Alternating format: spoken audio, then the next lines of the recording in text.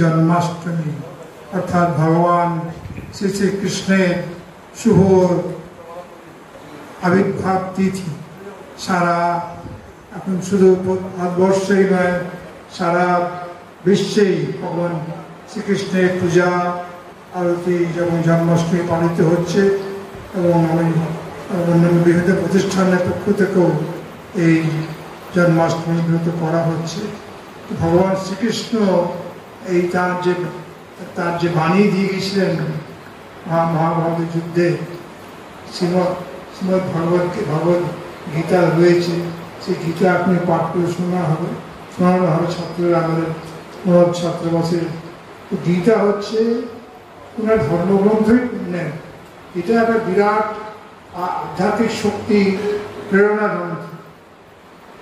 শ্রী শ্রী গুরু ভগবান শ্রীকৃষ্ণ আজ প্রায় 1000 বছর পূর্বে যখন চারিদিকে ঘোর তমস্যা অন্ধকারময় জগৎ, তখনকার দিনে ভারতবর্ষে এই যে নতুন ভাবনা প্রেরণা, হাজার হাজার মানুষকে উদ্বুদ্ধ করার জন্য চেতনা ভগবান শ্রীকৃষ্ণ দেখিয়েছিলেন। সেই এর মধ্যে রয়েছে বিশ্ব কল্যাণ, বিশ্বজনীন এবং মানুষের জীবন গঠনের আদর্শ।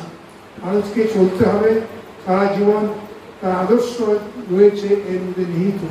ভগবান প্রতিটি ক্ষেত্রে গীতা হচ্ছে শুধু ধর্মগ্রন্থ বা পূজা পাঠ করার জন্য জিনিস নয়।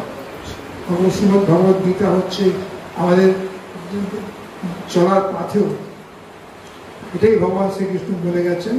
আজকের এই পূর্ণ দিনে ভগবান শ্রীকৃষ্ণের বাণী আজকে প্রায় 1000 বছর পূর্বে যেটা উনি বলে গেছেন, গৌতম মিশ্রা যখন ছিল তখনকার দিনে ভগবান শ্রীকৃষ্ণ বলে গেছেন। আজ তা অব্যাহত এবং অনুপ্রেরণা শুধু ভারতবর্ষ নয়, বিভিন্ন রাষ্ট্রনায়করাও গীতা পড়ছেন এবং এতে উদ্বুদ্ধ হচ্ছে।